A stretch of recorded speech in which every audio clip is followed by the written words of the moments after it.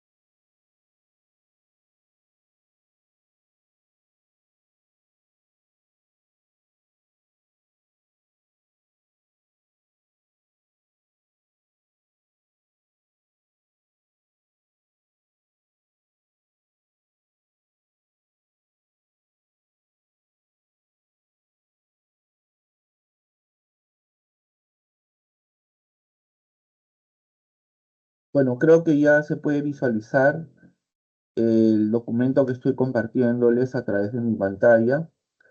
Eh, el título general es Estética 1 y vamos a ir hasta la parte de la evaluación, específicamente hasta la lectura complementaria, a la cual voy a leer a continuación. El romanticismo exige del arte, ante todo, un torrente espontáneo de emoción, de amor y odio, de angustia y triunfo, de desesperación y rapto.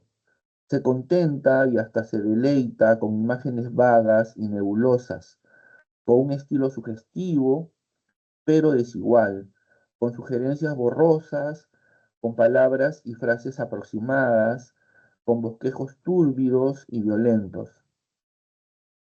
El clasicismo, por el contrario, ama lo sereno, el dibujo maestro, las figuras estudiadas de acuerdo con su carácter y precisas en línea, lo deliberado, el equilibrio, la lucidez. Se enfrenta resueltamente a la verdad como el romanticismo al sentimiento, y miles de razones pueden darse en defensa de cualquiera de estas posiciones. ¿Qué objeto tiene un arte? Se preguntan los románticos, si a pesar de sus pulidas imágenes no llega al corazón. Y si llega al corazón, ¿qué importa que sus imágenes no sean pulidas?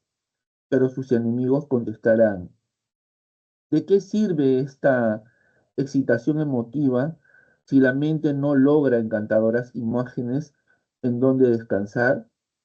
Y si las imágenes son encantadoras, ¿qué importa que no haya pasión obtenible sin la ayuda del, ar- del arte y que la vida derrama con más profusión de la que quisiéramos? Voy a volver a leer. El romanticismo exige del arte, ante todo, un torrente espontáneo de emoción, de amor y odio, de angustia y triunfo, de desesperación y rapto.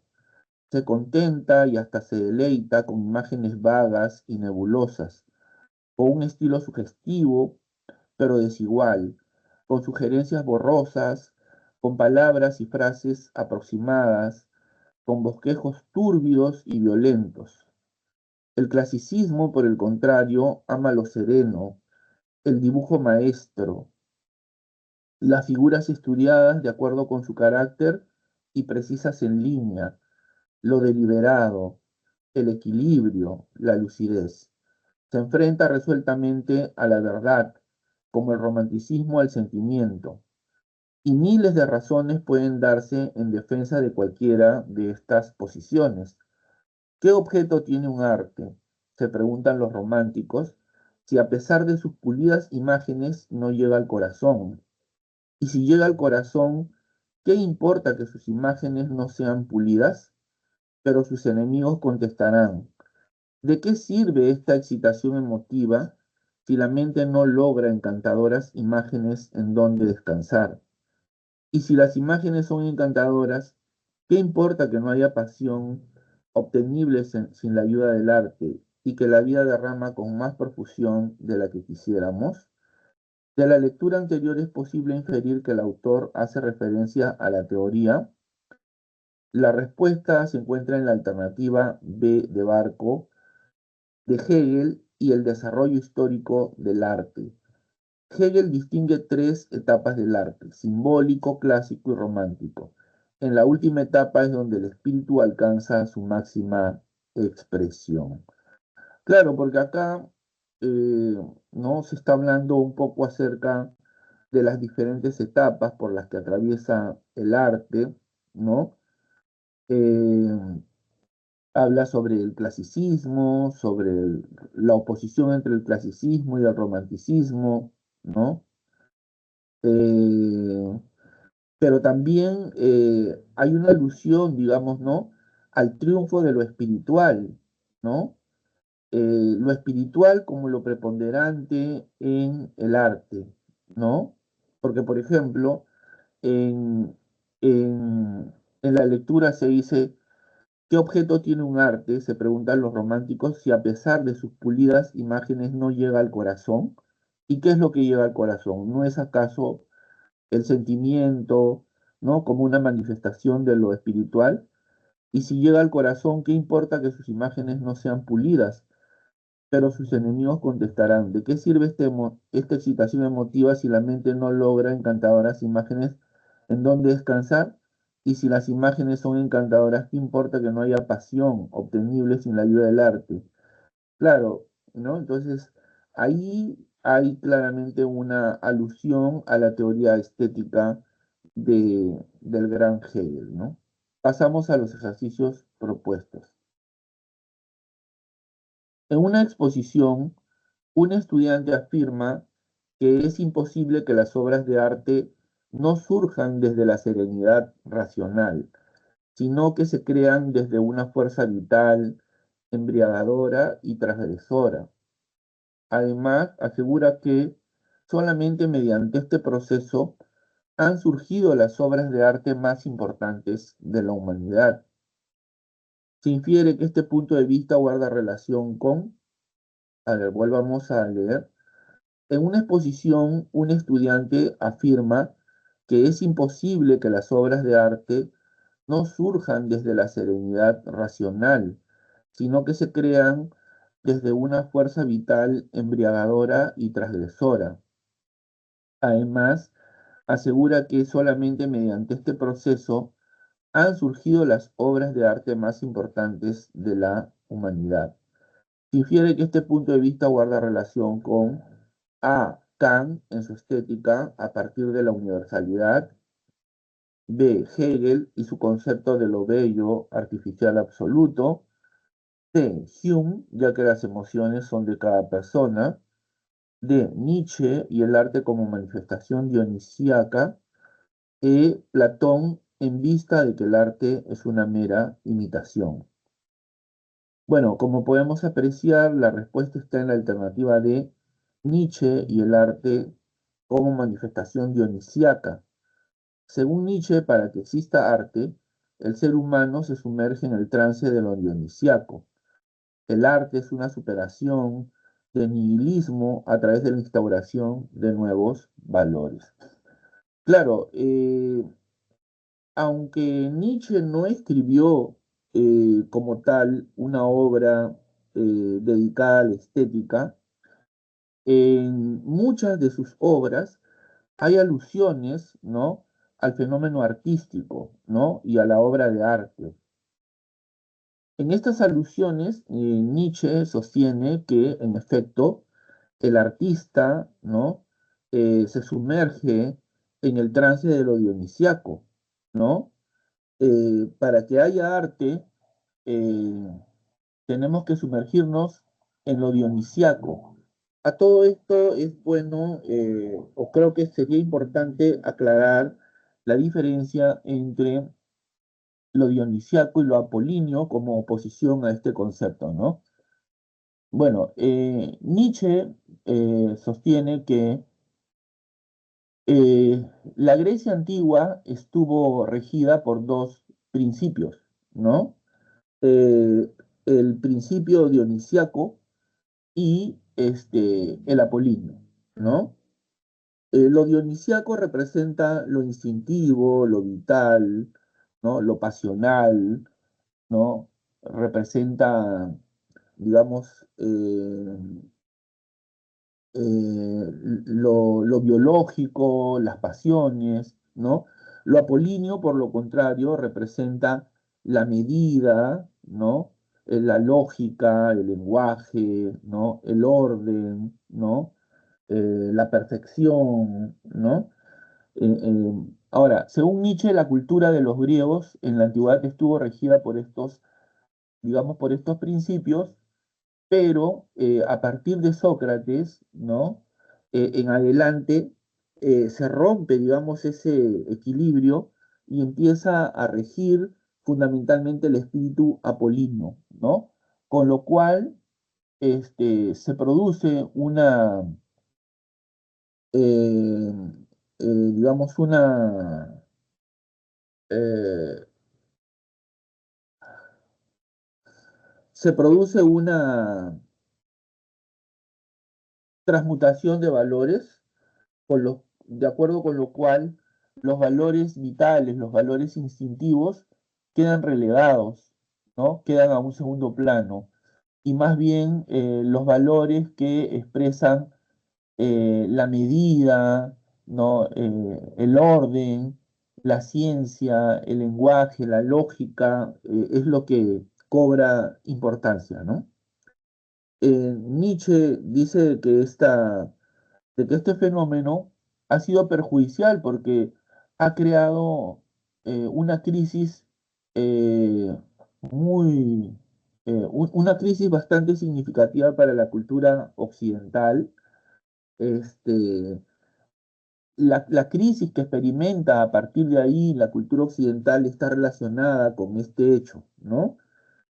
Eh, lo que propone Nietzsche para superar la crisis de la cultura occidental es una trasvaloración, una nueva trasvaloración que debe ser realizada por el superhombre, ¿no? Que es un tipo ideal de hombre que crea valores, ¿no? No que sigue, sino que es un creador de valores, ¿no?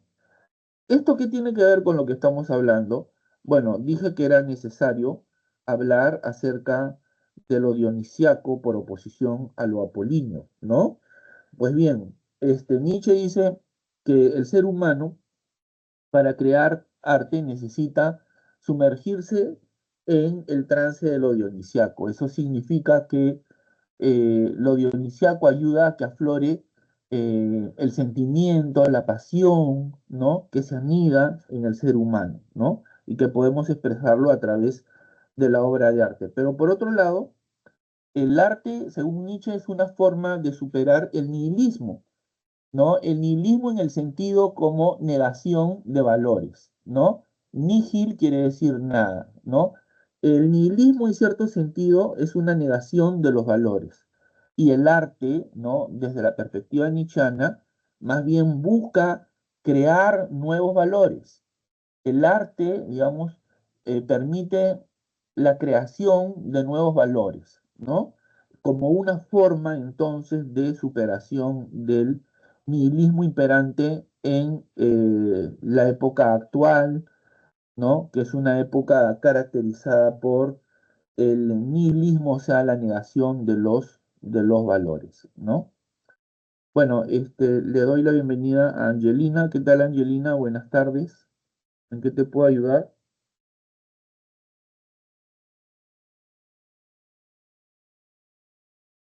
No sé si puedes activar tu micrófono, por favor.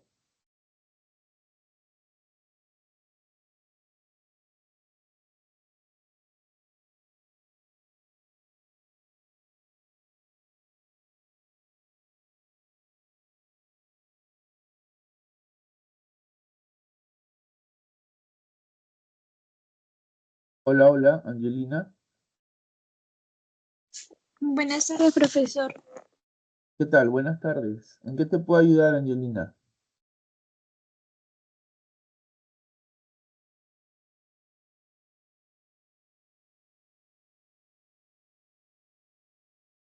¿Me escuchas?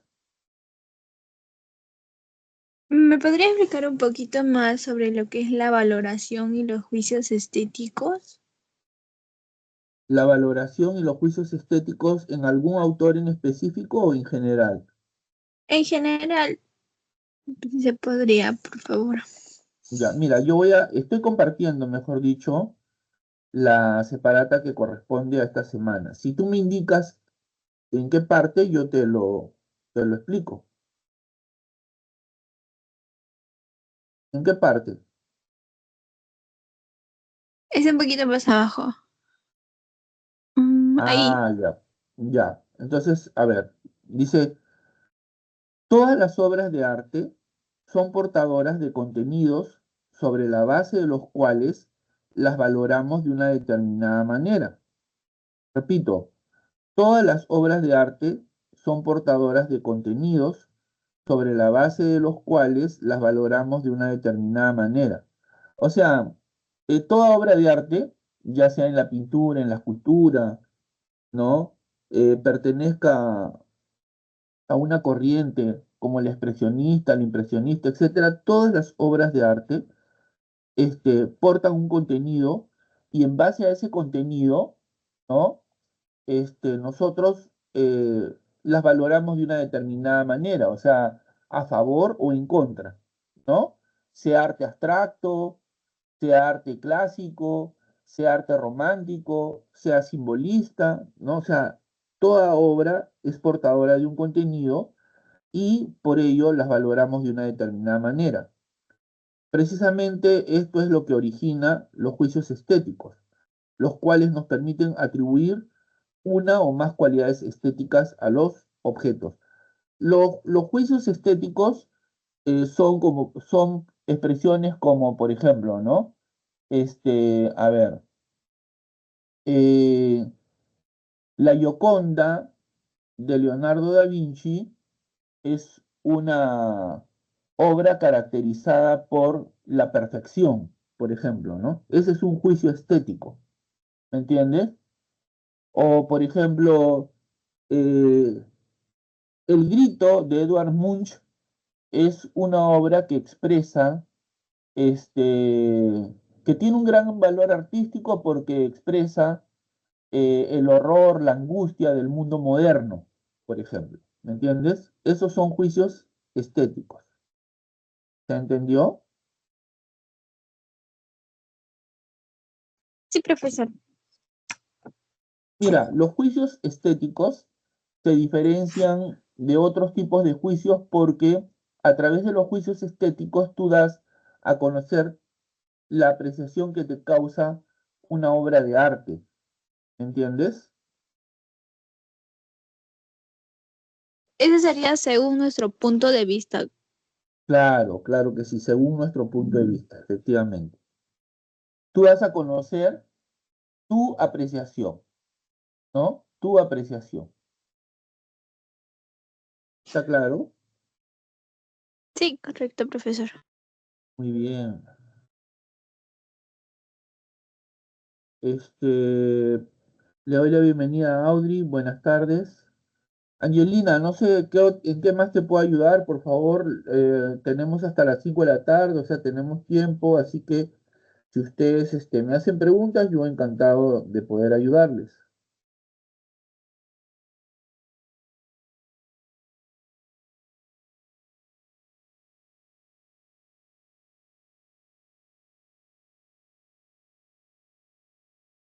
Profesor, ¿Sí?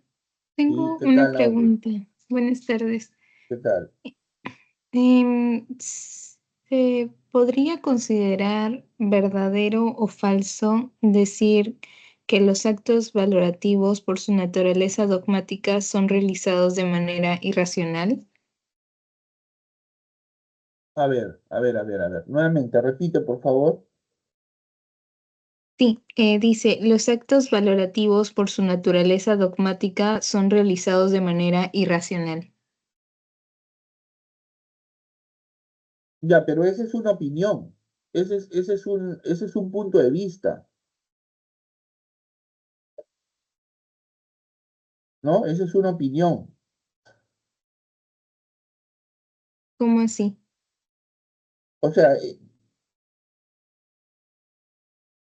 es como si yo dijera que, a ver, es como si yo dijera, mm, a ver, no se me ocurre un ejemplo en este momento, pero me parece que esa es una apreciación sobre los juicios de arte, ¿no?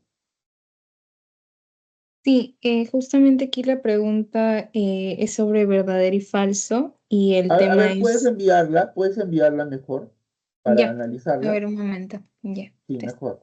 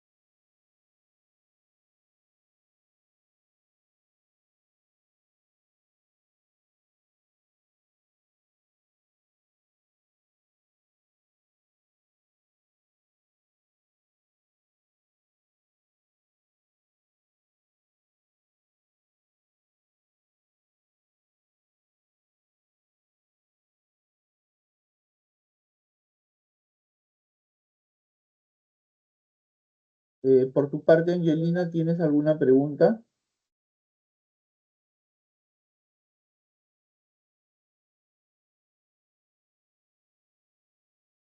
Profesor, ¿me podría explicar un poquito más sobre lo que es una persona amoral? Una persona amoral. Ya, mientras Audrey va enviando la pregunta que quería formular, yo te voy explicando a qué se llama persona amoral. Pero para hacerlo, tenemos que realizar, digamos, o establecer una comparación eh, entre la persona moral y la persona amoral, ¿correcto?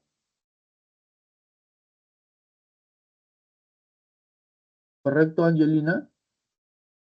Sí, profesor.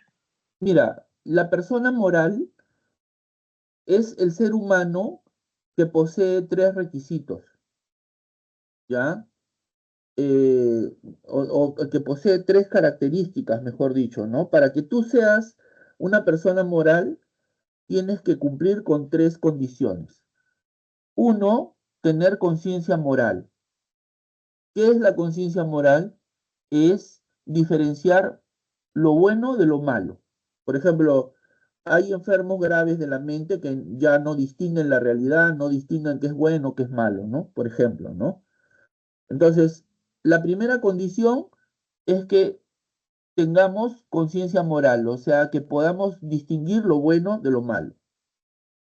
Segunda condición libertad, ¿no? Para poder realizar lo que has decidido, ¿no?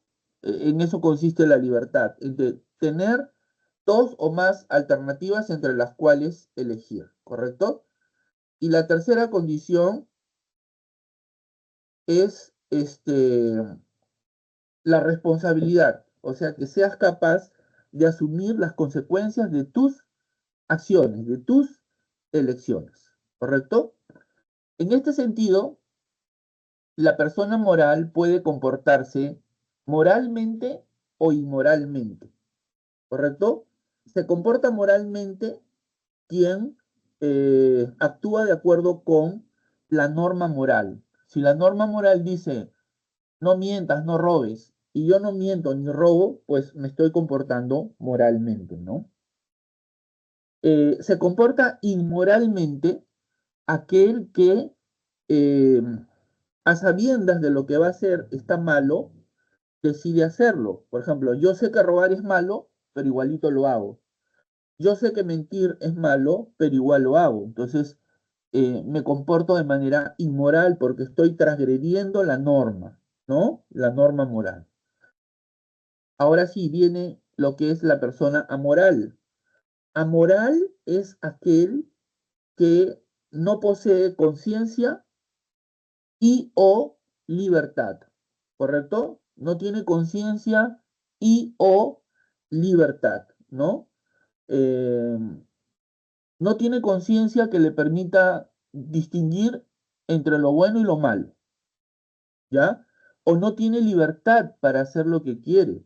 Por ejemplo, un preso ha perdido su libertad, ¿no? Entonces le gustaría hacer muchas cosas, pero no puede. ¿Por qué? Porque no tiene libertad, la perdió, ¿no? Un enfermo grave de la mente, te decía hace un momento, ¿no? Ya perdió el sentido de la realidad, ya no distingue qué es bueno, qué es malo.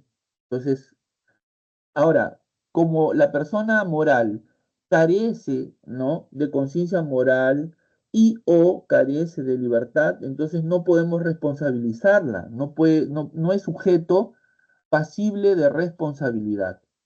¿Se entendió, Daniela? Sí, sí, profesor.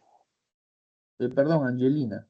Ya, entonces eso es. Ahora voy a atenderle un ratito a Audrey, perdón. A ver, dice sobre la fundamentación de los juicios de valor, identifique cuáles de los siguientes enunciados son correctos. Sobre la fundamentación de los juicios de valor, identifique cuáles de los siguientes enunciados son correctos. El subjetivismo axiológico sostiene que los valores dependen de la percepción del sujeto. Ya, eso es verdad, es verdad. El subjetivismo axiológico sostiene que los valores son creados por la persona. Ya, eso es verdad. Dos, el objetivismo axiológico afirma que los valores existen independientemente del sujeto. También es verdad. También es verdad. El objetivismo axiológico sostiene que los valores existen de manera objetiva, independientemente del sujeto. La existencia de los valores no depende del sujeto. Los valores existen con independencia del sujeto. Eso es verdad. Tres, los valores considerados universales son aceptados en todas las culturas sin excepción. Sí, sí. Cuatro, los actos valorativos por su naturaleza dogmática son realizados de manera irracional. No siempre, no, eso es falso. Entonces, a mí me parece que es uno, dos y tres. Mm. Profesor, ¿podría repetir por qué la última es falso, por favor? Porque dice, mira, los actos valorativos por su naturaleza dogmática son realizados de manera irracional. ¿Por qué los actos valorativos, en primer lugar, por su naturaleza dogmática? ¿Por qué su naturaleza dogmática quiere decir que los aceptamos sin cuestionamiento alguno, sin distinguir, ¿entiendes? Sí. Entonces, eso no es así. O sea, dogmático es aquel que acepta las cosas sin cuestionamiento alguno, eh, Como sin, la fe, ¿no? claro, exacto, como la fe, ¿no? Simplemente la aceptas porque te la han impuesto, ¿no? ¿Son realizados de manera irracional? No, no, eso es falso. Ahora, me preocupa sí la 3 porque, mira, la uno y la 2 son verdaderos. Eso de hecho, la uno y la 2 son verdaderos. Ahora, los actos valorativos por su naturaleza dogmática son realizados de manera irracional. Eso es falso. Ahora, la 3 me preocupa porque acá no está la 3. Dice, los valores considerados universales son aceptados en todas las culturas sin excepción. Si son universales, tendría que ser que sí. ¿No te han dado una respuesta? A mí me parece que es uno, 2 y 3. Sí, me marca como 1 y 2 nada más.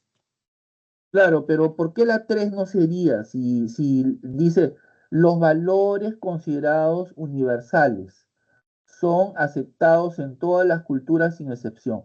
Salvo que, bueno, esto también es sujeto de interpretación, ¿no?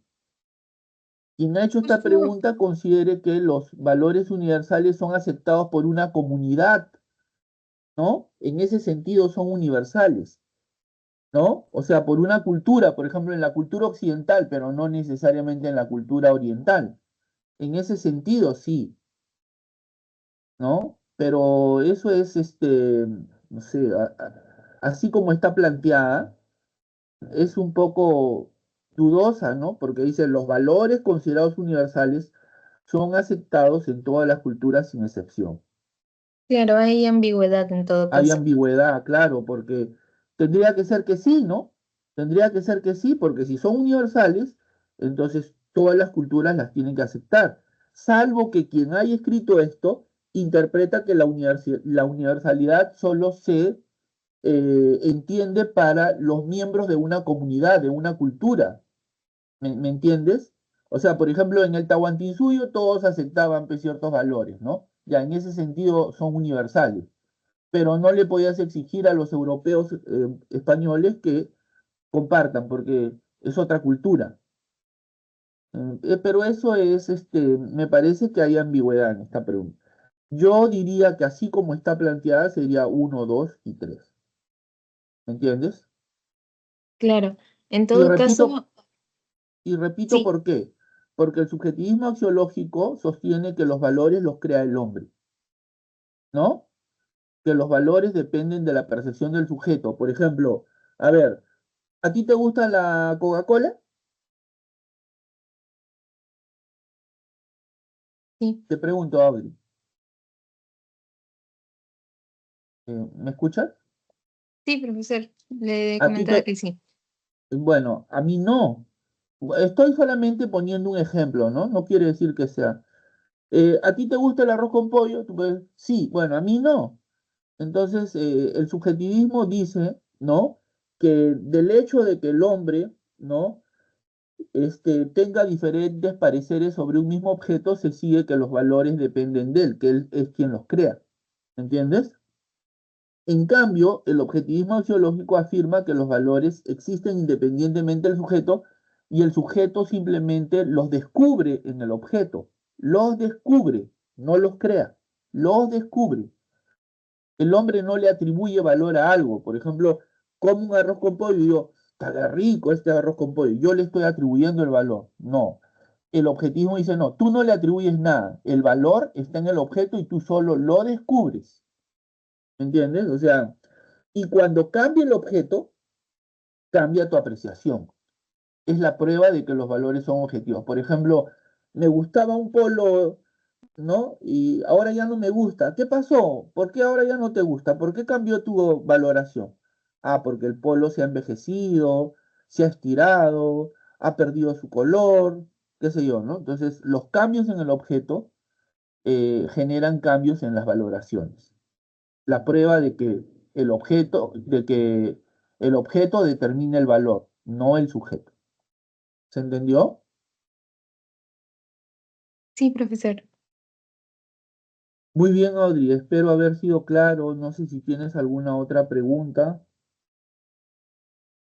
Con toda confianza, por favor. Ok, ¿le puedo pasar de igual forma por el chat, por favor? Sí, claro que sí. Mira, aprovechamos que no hay estudiantes. Tú pásame y yo voy resolviendo las preguntas hasta que tú desees, ¿no?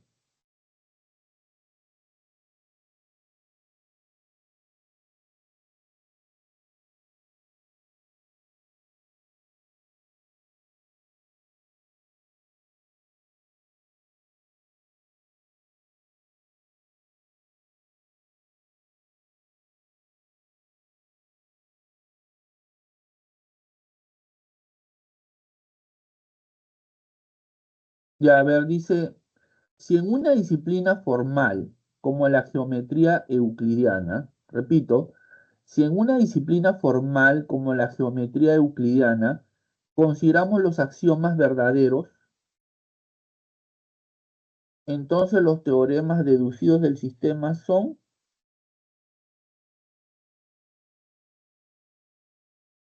a ver, si en una disciplina formal como la geometría euclidiana consideramos los axiomas verdaderos, entonces los teoremas deducidos del sistema son,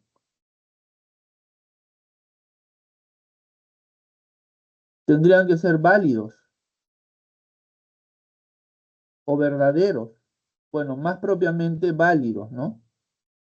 ¿Dice eso? Me marca como verdaderos. Claro, verdaderos, claro. Si los axiomas son verdaderos, entonces dice los axiomas, entonces los teoremas deducidos también tienen que ser verdaderos, claro, son verdaderos.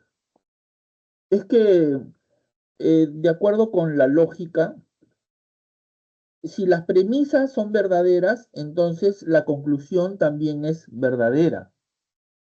Eso es más o menos lo que te está diciendo, ¿no? Eh, si los axiomas son verdaderos, entonces la conclusión se sigue necesariamente este, de, de las premisas también es verdadera. Pero claro, aquí estamos asumiendo que se trata de una inferencia deductiva. En las inferencias deductivas ocurre eso, pero en las inductivas este, la conclusión siempre es probable, ¿no? Siempre es probable. Pero, profe, entonces, ¿cómo usted asume que se trata de una inferencia deductiva? Bueno, porque ahí dice, ¿no? Si consideramos los axiomas verdaderos, claro, o sea, el axioma vendría a ser una cuestión, claro, verdadera, entonces tenemos que llegar a una conclusión verdadera también, O ¿no? De sea, todas, toma a los axiomas como algo general y a los teoremas como algo particular. exacto, así es, efectivamente. Mejor dicho, no pudo haber estado. Entiendo. Gracias, profesor. A ver, dice, los conceptos más importantes de la lógica formal son la verdad y la validez. Dichos conceptos corresponden respectivamente a la semántica y a la sintaxis. Esa es la respuesta. ¿Te sale esa?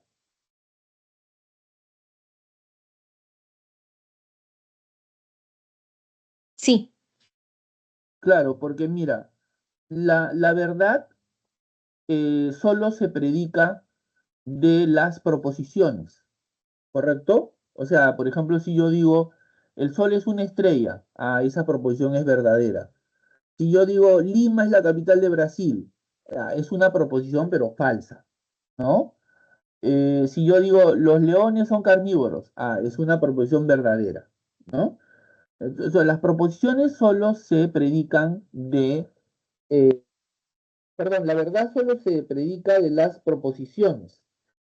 Y es un, es un Es un concepto que pertenece a la semántica en tanto que, en tanto que este, para que sea verdadera una proposición tiene que haber una correspondencia entre lo que se dice y el objeto al cual se refiere. ¿Me entiendes? Por ejemplo, si yo digo, los leones son carnívoros, ¿no?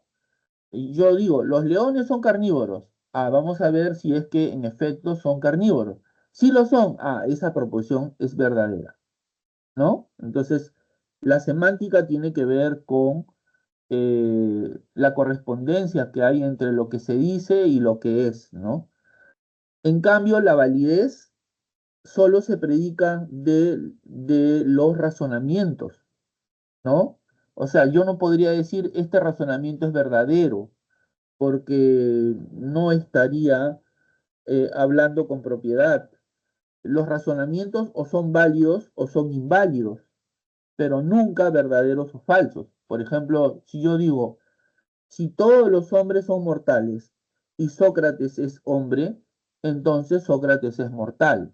Como la conclusión se sigue necesariamente de las premisas, entonces lo correcto es decir que ese razonamiento es válido, no verdadero. ¿Se entendió?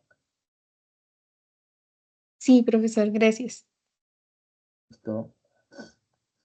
¿Hay otra pregunta? Ah, ya, a ver, vamos a leerla. Dice, de acuerdo con Paul Feyerabend, el empirismo lógico contemporáneo debe ser combatido y vencido si se quiere democratizar la ciencia. Dicha teoría se articula en condiciones consideradas como indispensables para que haya ciencia: la coherencia y la invariancia de significado, pero ambas son condiciones restrictivas que en la práctica científica real son desmentidas y se contradicen. Según lo anterior, es posible, eh, perdón un ratito. De acuerdo con Paul Feyerabend, el empirismo lógico contemporáneo debe ser combatido y vencido si se quiere democratizar la ciencia. Dicha teoría se articula en condiciones consideradas como indispensables para que haya ciencia: la coherencia y la invariancia de significado. Pero ambas son condiciones restrictivas que en la práctica científica real son desmentidas y se contradicen. Según lo anterior, es posible inferir que la crítica de Feyerabend asume que a. El ejercicio científico actual mantiene los mismos errores teóricos ya cometidos en el pasado. B. La práctica de la ciencia está completamente descomprometida de valores sociales como la libertad. C. La idea de la coherencia en la ciencia es sólo posible siempre y cuando se elimine el empirismo. D. La uniformidad metodológica y teórica que alienta el empirismo lógico se funda en una distorsión. E. El empirismo lógico podría reformularse en una metodología acorde con valores democráticos. Mm.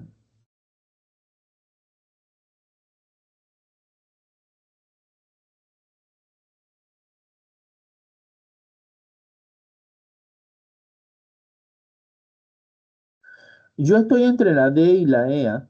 Estoy entre la D y la E. ¿Por qué? Porque Paul Feyerabend en su obra Contra el método sostiene que en la ciencia, como en todo lo demás, vale todo, ¿no? Paul Feyerabend, es más, dice de que la ciencia también encierra una forma, o en todo caso, es un instrumento de dominación e imposición que anula la libertad, ¿no? Paul Feyerabend dice que la ciencia no es ya el método más importante para obtener conocimiento, ¿no?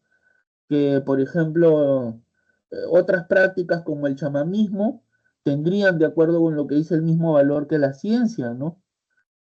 Bueno, discutible, pero eso es lo que él dice. Entonces, él no está de acuerdo en que exista un solo método para conocer, ¿no? Un solo método. Él más bien alienta la diversidad de métodos, ¿no? Entonces, me parece que por ahí podría ser la D, ¿no? Como también podría ser la E, porque dice, el empirismo lógico podría reformularse en una metodología acorde con valores democráticos. Estoy entre la D y la E, ¿ah? ¿Cuál te han dado como respuesta, Audrey? Creo que se fue, ¿no? Ah, esta pregunta la mandaste tú, ¿no? Abril. Carmen, perdón. Carmen, ¿no? Sí, es la D. No, ¿no ves? Es la D. Dice, la uniformidad metodológica y teórica que alienta el empirismo lógico se funda en una distorsión. Claro, es que vuelvo a repetir, Paul Feyerabend está en contra de la existencia de un solo método de conocimiento, ¿no?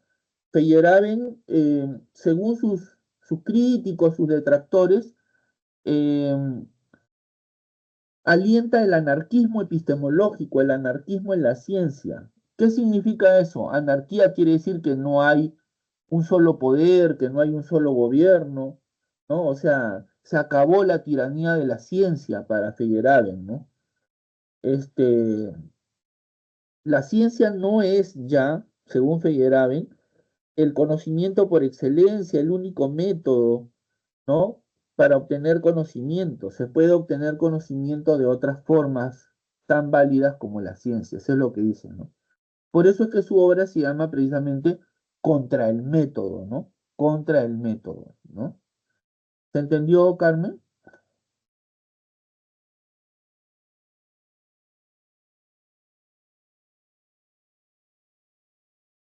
No sé si tienes alguna otra pregunta.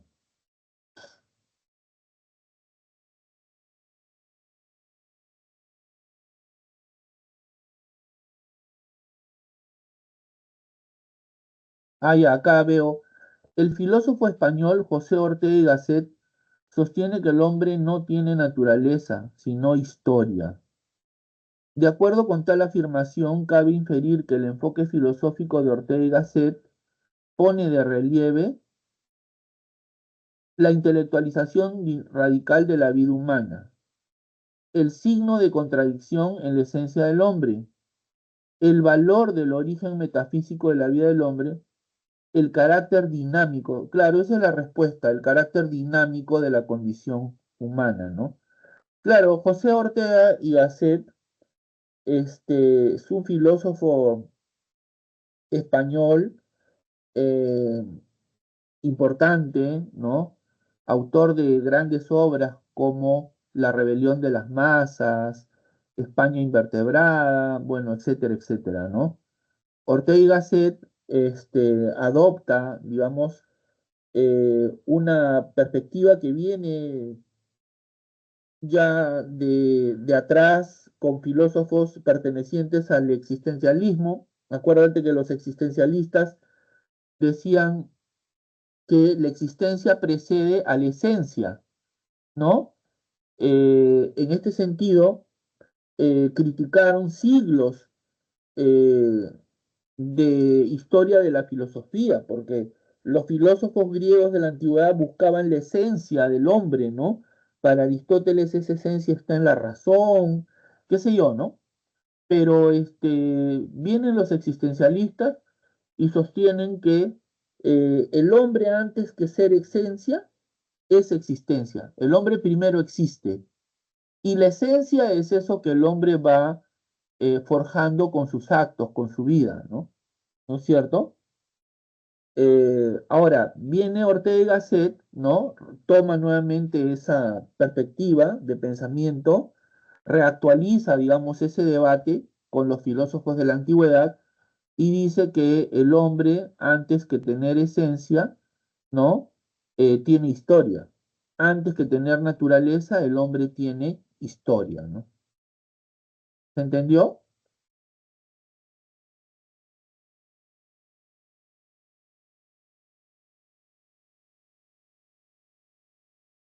A ver, dice, en la publicación original de la obra de Revolutionibus Orbium Celestium de Nicolás Copérnico se incluye un prólogo escrito por el editor Matías Osiander en el que presenta una interpretación no realista sino instrumental de la teoría de Copérnico.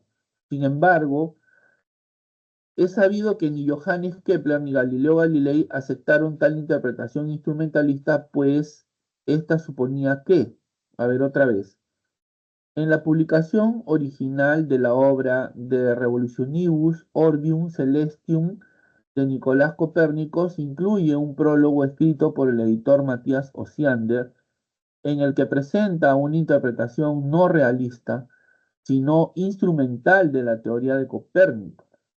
Sin embargo, es sabido que ni Johannes Kepler ni Galileo Galilei aceptaron tal interpretación instrumentalista, pues ésta suponía que A. El mérito del tal prólogo sería reconocido académicamente solo en algunas universidades. B. El propio Galileo habría priorizado el cálculo matemático sobre toda evidencia empírica. C. Copérnico estaría siguiendo las consecuencias del modelo cosmológico de Aristóteles. D. La nueva obra de Copérnico sería tan solo una ampliación con matices neoplatónicos.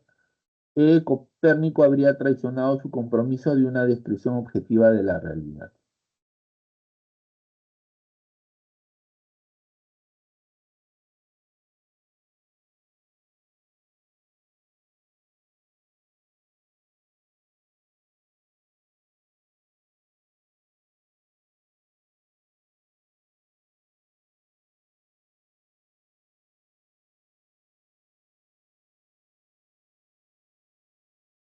Me parece que podría ser, no sé, podría ser la D, no estoy seguro, ¿ah? ¿Qué respuesta te han dado, Abril?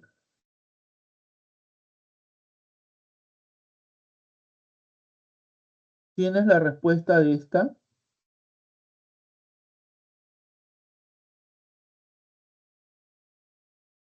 La E.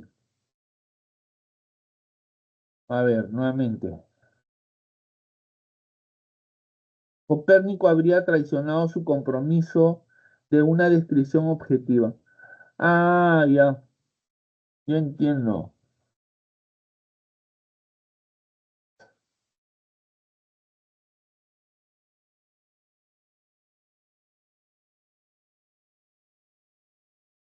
Claro, en el que presenta una interpretación no realista, dice, ¿no? No realista, sino instrumental, o sea, sujeta a ciertos intereses, ¿no? A ciertas ideologías. Claro, Copérnico como hombre de ciencia trataba de ser, pues, lo más objetivo, ¿no? Que se pueda. Entonces, sí, efectivamente es la E, ¿no? Porque aceptar que Eh, o sea, ni Kepler ni Galileo aceptaron la interpretación de Osiander, pues esta suponía que Copérnico habría traicionado su compromiso de una descripción objetiva de la realidad. Efectivamente, ¿no? Los hombres de ciencia son así, pues, ¿no? O sea, no se dejan llevar por el me parece tal cosa, no, sino respetan los hechos, ¿no? Dejan de lado sus convicciones, dejan de lado sus y tratan de ser lo más objetivos. Claro que esa también es una interpretación, porque hoy en día, desde la perspectiva posmoderna, la ciencia no es neutral. La ciencia siempre responde a intereses, ¿no?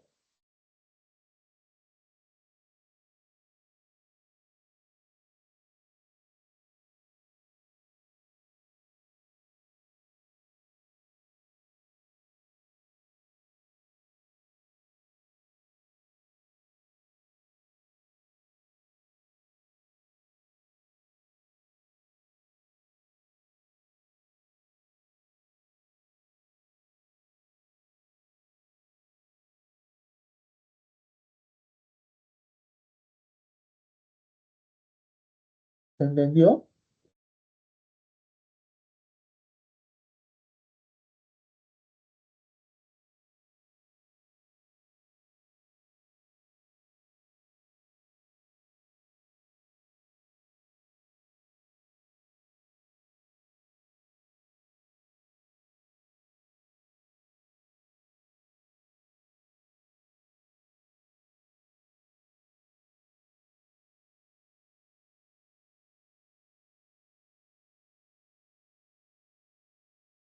Gracias. Gracias a ti. No sé si tienen más preguntas.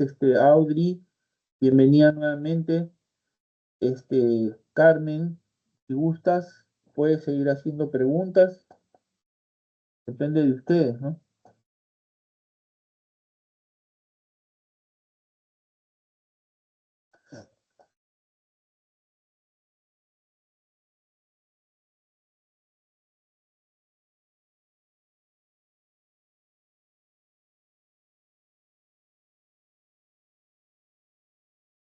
Sí, profesor, ahí le estoy mandando unas al chat, por favor. Sí, a ver, justo estoy. Complete la siguiente afirmación de Gilson sobre San Agustín. La posibilidad de hacer el mal es inseparable de él, pero poder no hacerlo es la contraseña de la, y hallarse confirmado en la gracia hasta el punto de ya no poder hacer el mal es el grado supremo de la.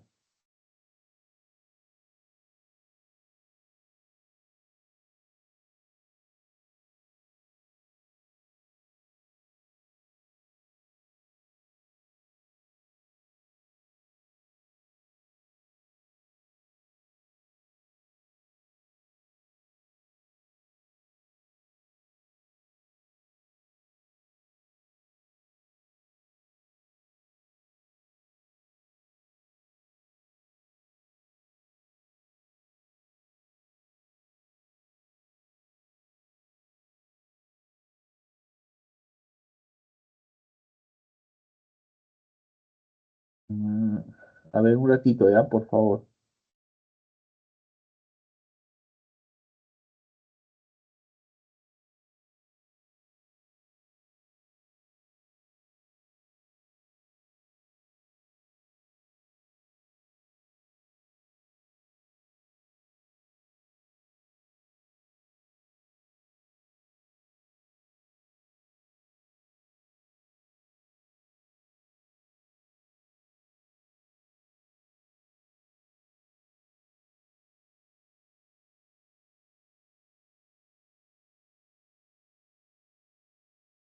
Mm, A ver, es inseparable, pero no poder hacerlo es la contraseña de la.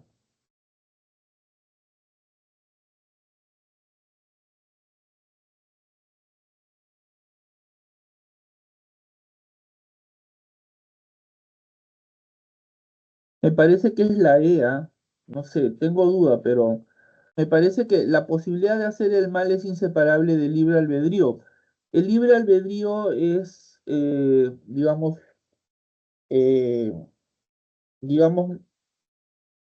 eh,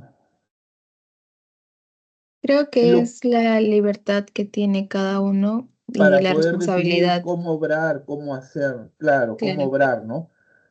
Claro, tú tienes esa facultad, ¿no? De elegir cómo vivir, ¿no? El libre albedrío te permite elegir, o sea, decidir si seguir eh, la voluntad de Dios, ¿no? O apartarte de ella, ¿no? Entonces, ese es el libre albedrío. Entonces, la posibilidad de hacer el mal es inseparable del libre albedrío, ¿no? Pero poder no hacerlo es la contraseña de la libertad, ¿no? Si tú eliges no hacerlo, eso ya es tu libertad. Y hallarse confirmado en la gracia hasta el punto de ya no poder hacer el mal es el grado supremo de la libertad, pues, ¿no? Me parece que esa es la respuesta, no, no sé cuál te han dado a ti. sí, la respuesta me marca como la E. Claro, claro, porque San Agustín sostiene que el mal, en sentido moral, claro está, el mal no procede de Dios, ¿no? Sino que el mal surge en el hombre, ¿no? En su voluntad, o sea, cuando él decide, porque quiere, hacerlo, ¿no? A él no lo obligan, él decide hacer el mal, ¿no? Eh, Claro, San por el Agustín, mal uso del libre albedrío, ¿verdad? claro, efectivamente, tú haces uso de tu libre albedrío, ¿no? El libre albedrío entendido como tú dijiste, ¿no? como la posibilidad de decidir cómo vivir, elegir cómo vivir, si seguir a Dios o apartarte de Él, ¿no? Ahora, San Agustín decía de que el hombre necesita de la gracia, ¿no? Para no extraviarse. Eh, la gracia, si se quiere, ilumina eh, la razón del hombre, ¿no? La gracia te ilumina como un farito que te indica por dónde ir, ¿no? Pero solo eso, te indica por dónde ir, pero tú eliges qué hacer, ¿me entiendes? El hombre necesita de la gracia para que su razón no se extravíe ni se tuerza, ¿no? Eso es lo que necesita, ¿no? ¿Se entiende? Sí, profesor.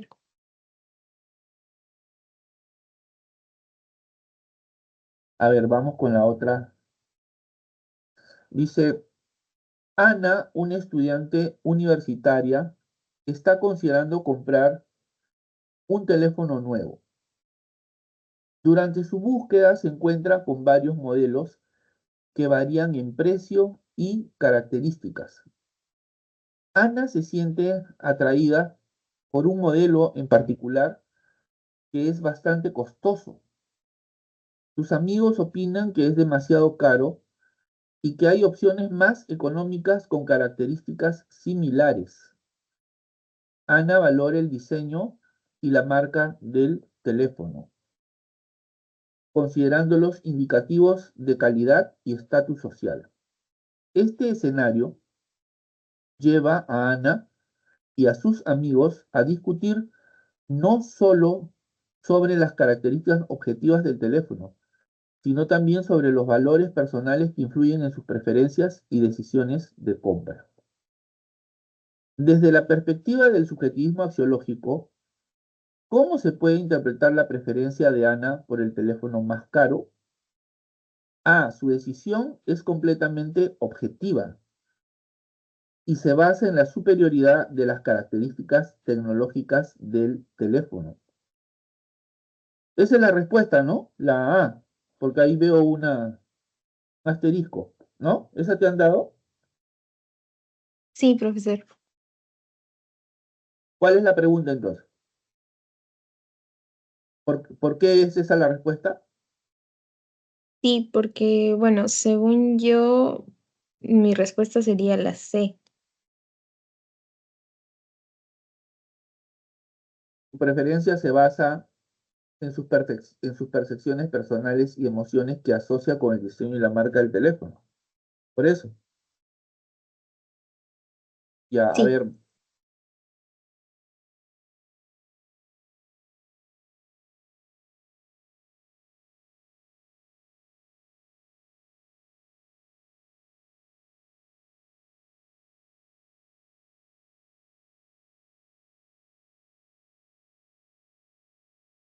pero mira lo que dice en el enunciado. Dice, Ana valora el diseño y la marca del teléfono. Eso es clave, creo, ¿ah? Dice, Ana valora el diseño y la marca del teléfono considerándolos indicativos de calidad y estatus social. Mm, ¿no?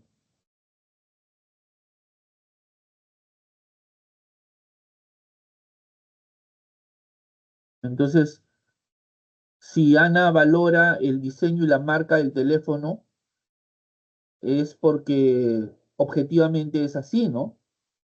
O sea, ella, digamos, no está, digamos, anteponiendo su parecer, no le está atribuyendo valor al objeto, sino que está simplemente reconociendo el valor que ya está en el objeto, en este caso en el teléfono. ¿Me entiendes? Mira, el Sí, profesor. objetivismo axiológico lo que dice es que el hombre no es el que crea el valor, sino que el valor está determinado por el objeto.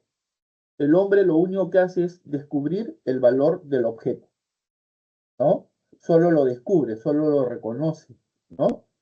Que es más o menos lo que te dan a entender en el enunciado de esta pregunta, ¿no? Ana valora el diseño y la marca del teléfono, considerando los indicativos de calidad y estatus social. O sea, da a entender que ella lo único que hace es reconocer el valor que ya tiene el objeto, o sea, el teléfono, ¿no?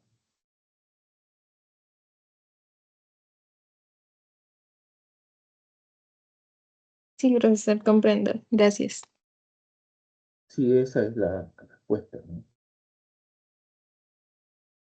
Sí, bueno, podría creo que haberse redactado mejor esa pregunta, ¿no? Pero creo que más o menos lo que el autor de esta pregunta lo que quiere decir es que de acuerdo con el objetivismo, el hombre solo se limita a captar el valor del objeto.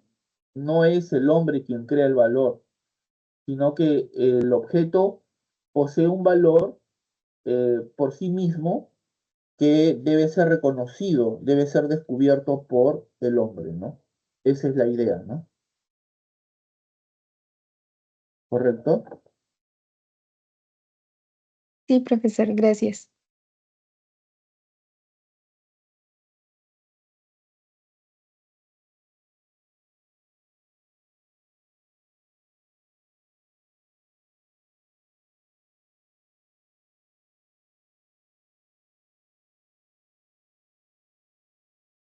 No sé si hay otras preguntas.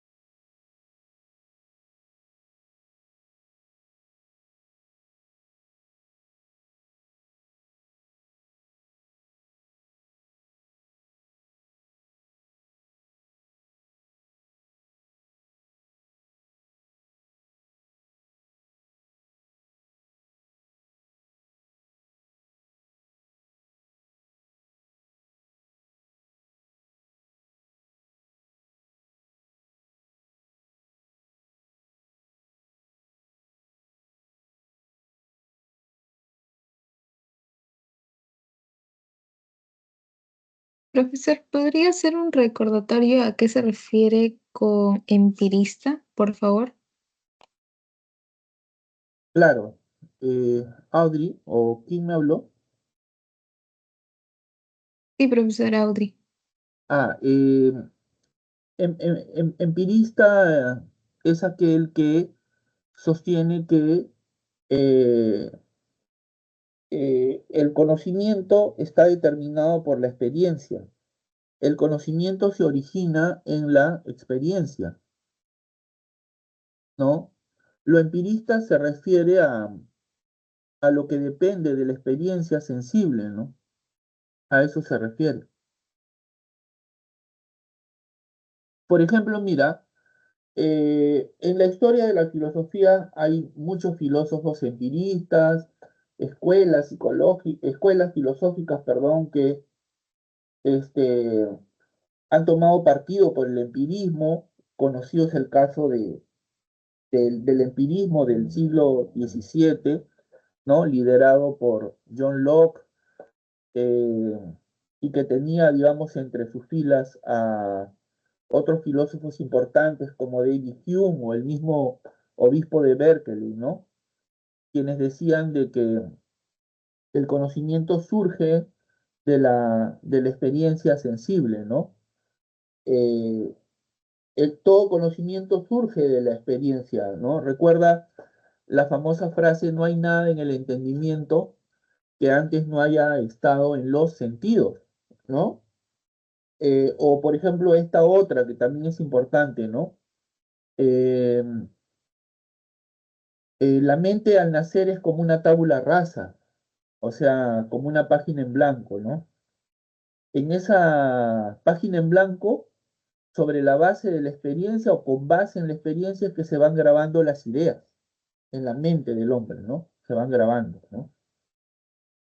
Ahora, siglos más adelante, otras escuelas filosóficas, otras corrientes filosóficas como el positivismo, por ejemplo, también tomaron parte del empirismo, ¿no? ¿Por qué? Porque, por ejemplo, para los positivistas, este, eh, solo podemos considerar los datos de la experiencia como conocimiento, ¿no? Recuerda el famoso lema del empirismo, basta de metafísica, ¿no? Basta de metafísica, paso a los hechos, claro, a los hechos positivamente dados, o sea, empíricamente dados, ¿no?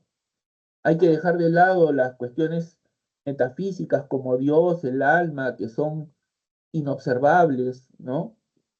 De los cuales no tenemos ninguna evidencia, ninguna prueba, y hay que abocarnos al estudio de aquello que se puede estudiar de manera objetiva, que se puede ver, tocar, medir, ¿no? O sea, eh, digamos que se lanzaron al estudio, se decidieron por el estudio de lo empírico, de lo objetivamente dado, lo positivamente dado. Positivamente dado quiere decir que es empírico, ¿no? Que se puede observar, ¿no?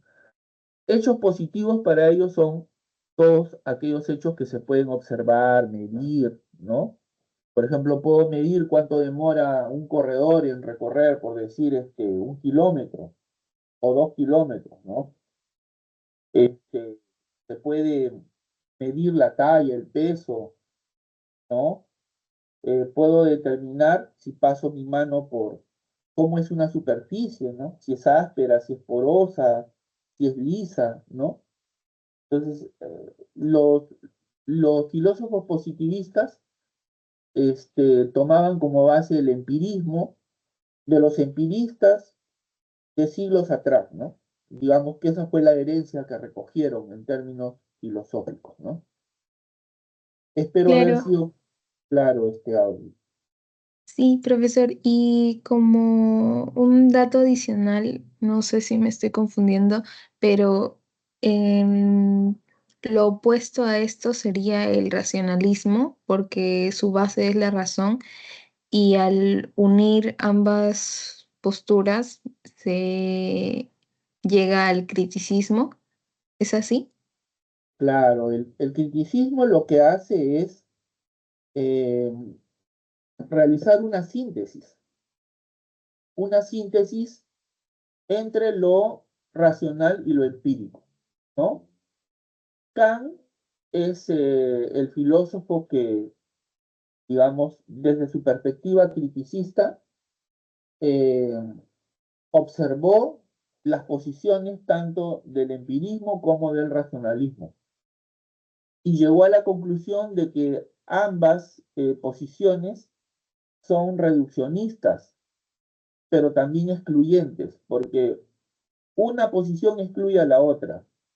Una posición reduce todo o bien a la razón o reduce todo a la experiencia. Y Kant no está de acuerdo, porque dice, ambos tienen en cierta medida razón, ¿no? Ambos. Pero lo cierto es que por ser teorías excluyentes, por ser teorías o tesis reduccionistas, no ven que el conocimiento surge en realidad de dos fuentes que no se pueden ni se deben separar. ¿Cuáles son? La razón y los sentidos. Entiendo. Muchas gracias, profesor. ¿Sí?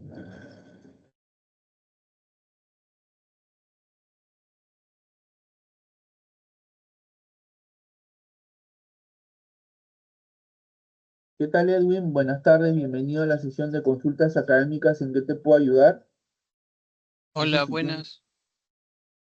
¿Qué tal? Buenas tardes. ¿Cuál es tu pregunta?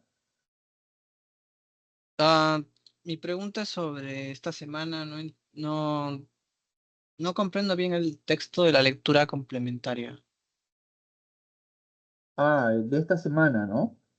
Sí, de esta semana. Sí, justo ya lo había hecho, pero no hay problema. Voy a volver a...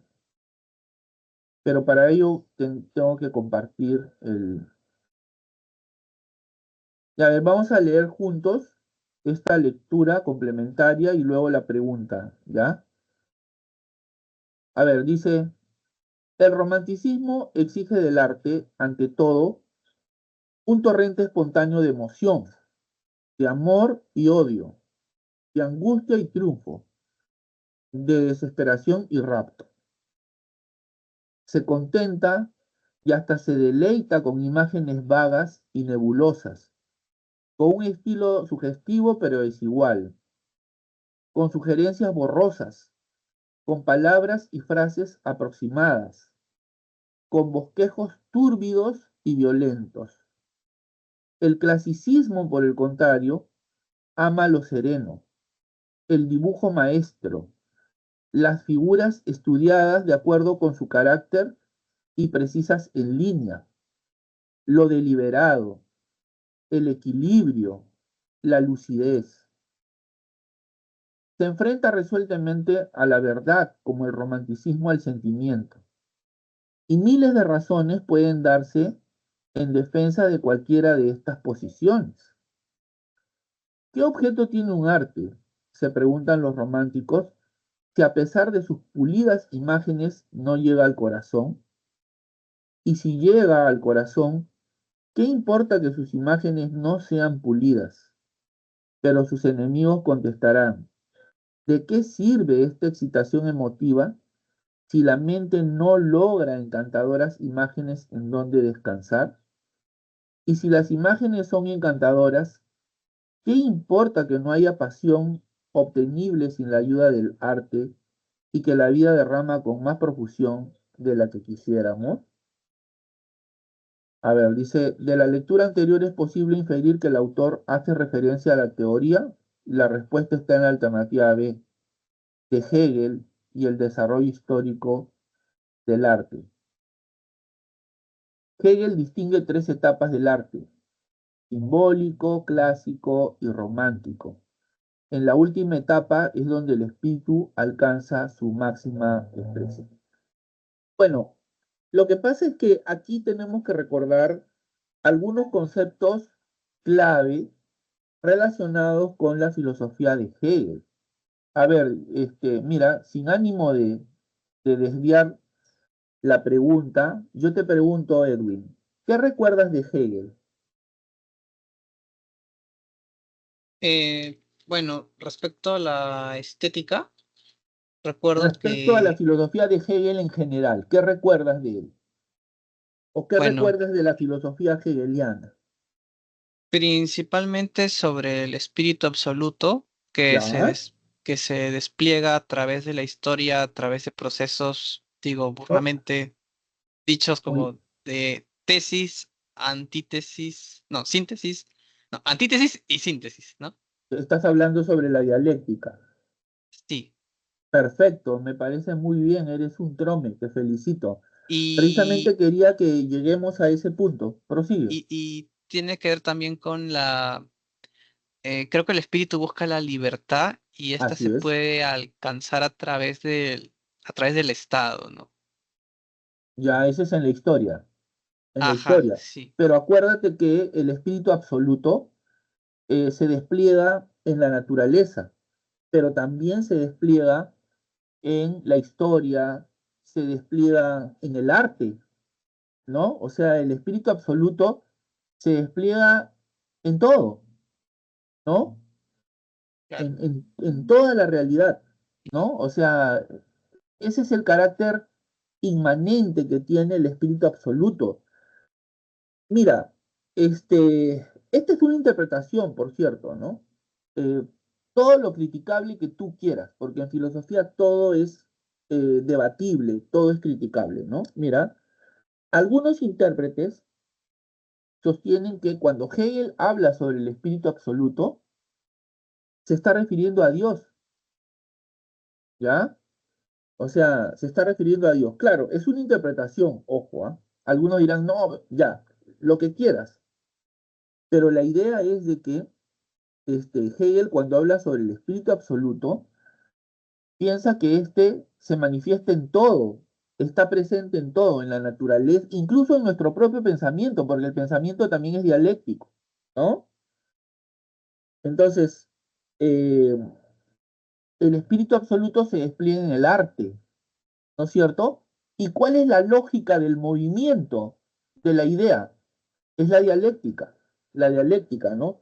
Todo transcurre por necesidad, nada ocurre por azar, ¿recuerdas? Nada ocurre por azar.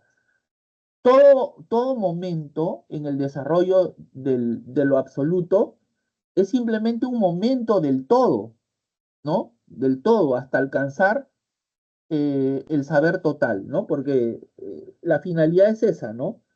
Que el espíritu absoluto alcance el saber total, ¿no? La libertad. Al alcanzar el saber total, alcanza la libertad, ¿no es cierto? Entonces, eso también ocurre en el arte, ¿no? Entonces, te decía esto porque Hegel dice de que el arte atraviesa por tres etapas: el arte simbólico, el clásico y el romántico, que es igual a decir tesis, antítesis y síntesis, ¿correcto? ¿No? El arte simbólico, clásico y romanticismo tienen características que nos permiten, ¿no? Darnos cuenta de que el arte también discurre de manera dialéctica, ¿no? ¿Correcto? De manera dialéctica. Sí, Eh, pero la culminación de ese proceso se presenta en el arte del romanticismo, ¿no es cierto? Digamos, el romanticismo viene a ser la culminación de ese proceso, ¿no? Es donde el espíritu alcanza su máxima expresión, su máxima realización. Así es como debes entenderlo. Y en la lectura se está hablando acerca de la oposición existente entre el romanticismo y el arte clásico, el clasicismo, digamos, ¿no? No sé si recuerdas o si es necesario que vuelva a compartir. Bueno, si gustas lo volvemos a compartir para que te des cuenta, ¿no? Ahí habla sobre el romanticismo, sus características, luego habla sobre el clasicismo, que tiene una visión contraria, ¿no? O sea, ahí la lectura te está, digamos, precisando, ¿no? La oposición que existe entre estas etapas, ¿no? Artísticas, ¿no? ¿Qué es lo que Hegel destaca? ¿No? ¿Qué es lo que Hegel destaca? ¿No? Porque él, vuelvo a repetir, sostiene que el arte se desarrolla de esa manera, ¿no es cierto? Se desarrolla de esa forma, ¿no? Pero el arte es una expresión del espíritu, ¿no? Del espíritu absoluto en su devenir, en su desarrollo, hasta lograr la comprensión total, ¿no? O sea, eso es más o menos lo que se destaca en esta lectura. Ahora sí está más claro, Edwin. sí, ya lo entiendo, gracias. Muy bien, bienvenida Luana, ¿en qué te puedo ayudar? Buenas tardes. Buenas tardes, profesor. Disculpe, sino que, bueno, estaba repasando por lo del examen de esta semana y quería ver si me podría ayudar a reforzar unos conceptos de la semana 12. ¿Ya? Claro que sí. ¿Cuáles son? La parte del objetivismo axiológico. ¿Ya? Eh, Creo que sería mejor si es que me das unos segundos para buscar la separata de la semana 12, la comparto, la leemos y te explico. ¿Qué te parece? ¿Estás de Está acuerdo? bien. Sí. Ya, dame unos segundos, por favor. Ok, gracias.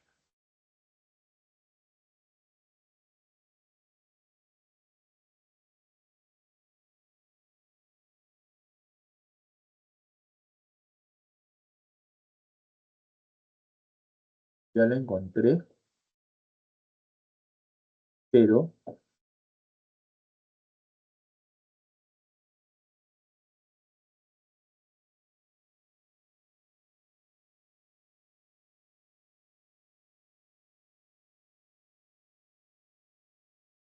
y ahí está Luana. Mira, esta es la separata 12, ¿correcto? Sí. ¿Qué parte quieres que te explique? A ver, yo Es voy a... la última parte, o sea, el objetivismo axiológico. Ya, ya acá Eso. está. Ujú. Ya, mira, quiero que me permitas brevemente, antes de leer lo concerniente al objetivismo axiológico, que te diga grosso modo qué es el subjetivismo axiológico. ¿Ya? Está bien. Mira, el subjetivismo axiológico lo que dice es que el valor lo crea el hombre, ¿correcto? El valor lo crea el hombre. Si algo Ok, vale es porque el hombre le ha dado ese valor, ¿correcto? Por está ejemplo, bien. cuando tú dices, ¿no? Las rosas rojas son hermosas. Bueno, el valor le ha sido conferido a las rojas por el hombre. El hombre le ha dado el valor a esas rosas rojas, ¿no? Eso es lo que dice el subjetivismo, ¿no? Ujú. Ahora, el objetivismo, ¿qué dice? El objetivismo argumenta que los valores subyacen en las cosas, es decir, son descubiertos, no los atribuimos nosotros a las cosas. En otras palabras, para el objetivismo, el hombre no es quien crea el valor del objeto. El objeto es quien tiene un valor por sí mismo y el hombre solo se limita a descubrir ese valor. Por ejemplo, el diamante siempre será más valioso que el grafito por sus propiedades objetivas de dureza, brillo y transparencia. Esas características, esas propiedades están en el objeto, ¿no? Están en el objeto y hacen que éste sea valioso, ¿ya? Dicho de otro modo, los valores tienen un carácter absoluto y objetivo. ¿Por qué un carácter absoluto y objetivo? Porque no dependen del parecer de cada quien, porque no dependen del parecer de cada hombre, que harían pues que para unos algo sea valioso, para otros no. Como eso no es así, sino que el valor depende del objeto, ¿no? Entonces, eh, los valores son absolutos, ¿no? Son objetivos, ¿no? Porque no dependen del hombre ni de su parecer, ¿no? A ver, los objetivistas dicen de que, de que el valor entonces depende del objeto. El hombre solo descubre el valor de las cosas.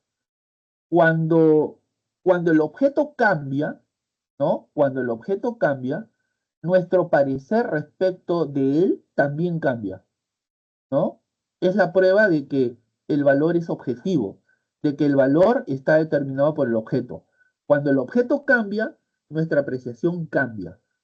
Ejemplo, eh, Juan ya no usa el polo que hasta hace unas semanas atrás le encantaba, le gustaba, ¿no? Solía ponérselo frecuentemente, ¿no? Porque le gustaba mucho.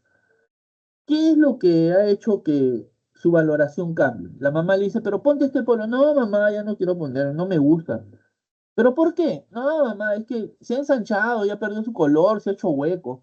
O sea, los cambios en el objeto son los que han determinado el cambio de valoración de Juan. ¿Entiendes? Eso es lo que sostiene el objetivismo, que el valor depende del objeto, no del sujeto.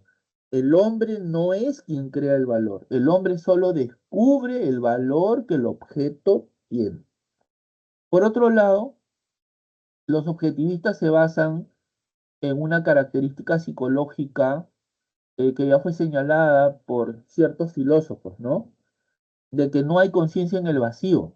O sea, la conciencia siempre se dirige a un objeto, ¿no? El valor también, o sea, el valor, ¿no? El valor entonces está determinado por el objeto, ¿no? O sea, si tú valoras algo, es porque hay un objeto, ¿no? Es porque hay un objeto. Entonces, a eso se refiere, ¿no? Esas son las pruebas por las cuales los objetivistas piensan que el valor depende del objeto, no del sujeto, ¿correcto? Ahora, dentro del objetivismo hay diferentes posiciones, por ejemplo, la del naturalismo, que sostiene que el valor está determinado por la naturaleza constitutiva de las cosas, ¿no? Por ejemplo, ¿por qué valoramos más a un caballo de raza que a un caballo común? Ah, precisamente porque es de raza, ¿no? Porque es de raza. Su misma naturaleza es la que hace que este animal sea más valioso que otros, ¿no?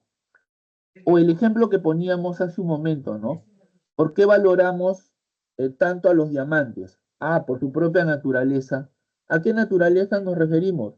A su brillo, a su resistencia, ¿no? Etcétera, ¿no? Entonces, la naturaleza del objeto es la que lo hace valioso, ¿no es cierto? Por ejemplo, Spencer, ¿no? Que fue un representante del positivismo, ¿no? Un adherente al positivismo, decía de que algunas culturas son más valiosas que otras, ¿no? ¿Por qué? Por su capacidad para crear. Algunos grupos, ¿no? Algunos grupos son más valiosos que otros por su capacidad para crear cultura, inventos, etcétera, ¿no? Claro que ese argumento es falaz, ya fue rebatido, ¿no? Pero en su momento eso era lo que decía Spencer, ¿no? Dando lugar con ello a prácticas que ensombrecen la historia, ¿no? Como por ejemplo el imperialismo, ¿no? Las prácticas imperialistas que presuponen que hay unas culturas que son más valiosas que otras y que tienen derecho por ello a imponerse sobre las demás, a saquearlas, a arrebatarles sus riquezas, ¿no?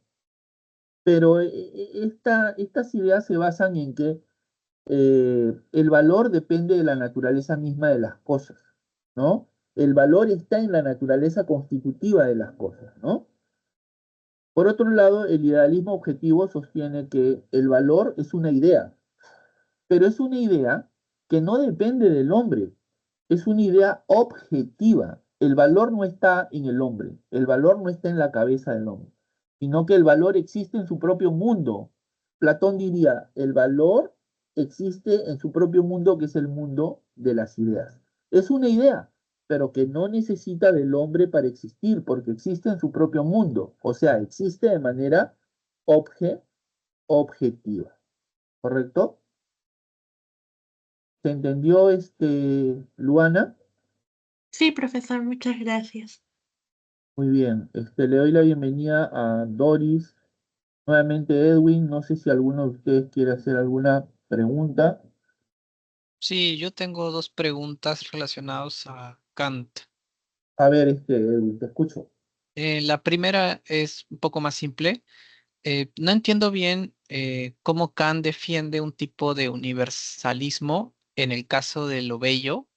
O sea, habla del gusto, ¿no? Pero ¿cómo puede ser el gusto o cómo puede alguien concebirlo como eh, universal para todos si, digamos, el gusto es una de las cosas más variables que hay, ¿no? Ah, Eso, por un lado, aún no me convence un poco, pero ya. Y lo otro es acerca de la filosofía kantiana en general. ya, Eh, Entiendo de que Kant distingue entre juicios sintéticos y analíticos, y sí, a priori y a posteriori, y que en la ciencia, por ejemplo, están los juicios sintéticos a priori, a priori. y claro, son a priori porque hay formas, por ejemplo, espacio y tiempo. No podemos concebir, por ejemplo, la geometría sin pensar en algunas categorías como el espacio, por ejemplo. Entonces, eso es a priori, ¿no? Pero a posteriori, ¿qué sería? Porque de eso no se habla tanto. Porque si hay un a priori, bueno, hay un a posteriori, ¿no? ¿Puede ahondar en eso? Ya, quiero que me permitas empezar por esa pregunta, ¿te parece? Sí, Ya, mira, efectivamente, tal como tú lo has dicho, Kant distingue entre juicios a priori y a posteriori, entre juicios analíticos y sintéticos. Los analíticos son a priori, los sintéticos son a posteriori. A todo esto, a priori significa sin experiencia, ¿no? Sin intervención de la experiencia. Y sintético, perdón, y a posteriori significa con ayuda de la experiencia o con recurso a la experiencia, ¿no? Ahora, Kant dice que los juicios analíticos, ¿no? Son a priori porque no necesitan de la experiencia para determinar su verdad. Por ejemplo, cuando yo digo, los triángulos tienen tres lados. Bueno, tú no necesitas que nadie te demuestre que los triángulos tienen tres lados, ¿no? Porque te basta simplemente con entender, analizar el enunciado, ¿no? Por eso se llaman analíticos, juicios analíticos, porque un simple análisis hecho por tu razón te permite darte cuenta que sí, pues no, los triángulos tienen tres lados. Sí, pues porque el triángulo de tres, sí, pues tiene tres lados, ¿no? O sea, en realidad se trata de un juicio tautológico, o sea, de un juicio que dice lo mismo. Tauto, decir, logos, lo mismo, ¿no? O sea, dicen lo mismo, ¿no? O sea, son juicios circulares, no aportan ningún conocimiento nuevo. Es como decir, el cuadrado tiene cuatro lados. Sí, pues, ¿no? Es obvio, pues, es evidente, ¿no? Entonces, los juicios analíticos son a priori porque no necesitan de la experiencia para determinar su verdad, ¿no? Son juicios tautológicos que dicen lo mismo, no agregan conocimiento alguno. En cambio, los juicios sintéticos son a posteriori porque su verdad sí depende de la experiencia. Es como si yo dijera, a ver, Huaral está al norte de Lima. Ah, vamos a ver, pues eso hay que demostrar, ¿no? ¿No es cierto? O como si yo dijera todos los metales se dilatan con el calor. Ah, vamos a probarlo, pues, porque eso no se puede determinar con un simple análisis de mi razón, ¿no? Eso tiene que ser probado, ¿no? Entonces, esa es la diferencia que existe entre los juicios analíticos y los juicios sintéticos, ¿correcto? Ahora, Kant tenía una preocupación, ¿no? Él decía, pucha, los filósofos empiristas niegan la existencia de las verdades innatas, ¿no? Y como sabemos, Kant, ¿no es cierto?, es un filósofo que quería, digamos, eh, determinar la universalidad de la ciencia. Entonces, Kant veía con peligro esta afirmación del empirismo de que no hay ideas innatas, ¿no? Los empiristas decían de que todo es aprendido, de que, de que nuestra mente al nacer es como una tabula rasa, ¿no? Pero al decir esto, según Kant, estaban negando la posibilidad de la universalidad de la ciencia, porque si no hay nada común que compartamos los seres humanos, entonces ¿en qué basamos la universalidad de la ciencia? Entonces ahí es donde Kant, ¿no? Habla sobre un tercer tipo de juicios, los juicios sintéticos a priori, ¿no? Estos juicios son los que hacen posible la ciencia, ¿no? Los que hacen posible la ciencia en general, ¿no? Eh, eh, Son sintéticos porque amplían nuestro conocimiento acerca del mundo, en ese sentido, ¿no? Amplían nuestro conocimiento del mundo, ¿no? No son como los juicios analíticos que te dicen lo mismo, que son tautológicos, no. Los juicios sintéticos amplían nuestro conocimiento del mundo, pero su verdad no necesita de la experiencia, por eso son a priori, ¿no? Nos basta simplemente con el análisis de nuestra razón. Por eso se llaman juicios sintéticos a priori. Y son, vuelvo a repetir, los que hacen posible la ciencia, ¿no? Por ejemplo, ese ejemplo que apareció en su momento en la separata del caso, ¿no? Donde dice, la distancia más corta entre dos puntos es la línea recta. Bueno, es un juicio sintético a priori, ¿no? Es sintético porque los conceptos involucrados no forman parte, por ejemplo, ¿no? La distancia más corta, el concepto de la distancia más corta entre dos puntos es la línea recta. Bueno, todos los conceptos no están involucrados en la distancia, ¿no? Como sí ocurre en el caso de el triángulo tiene tres lados. Tiene tres lados, está presente en la palabra triángulo. Por eso es un juicio tautológico, porque te dice lo mismo, ¿no? No agrega conocimiento alguno. En cambio, cuando tú dices, la distancia más corta entre dos puntos es la línea recta. Bueno, la línea recta no está contenida en dos puntos, ¿no? Entonces te agrega un conocimiento nuevo, pero a la vez, para saber que eso es verdadero, no necesitas de realizar un experimento, te basta simplemente con el análisis de tu razón para determinar que eso es verdadero. Entonces, a esa conclusión llegó Kant, que los juicios que hacen posible la ciencia tienen ese carácter, son sintéticos a priori. ¿Se entendió, Edwin?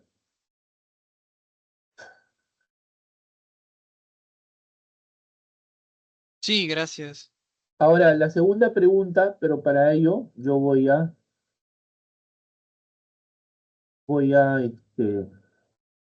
mira, dice, el juicio estético que se le adjudica a una obra de arte debe pretender, mira, debe pretender la validez universal de la satisfacción.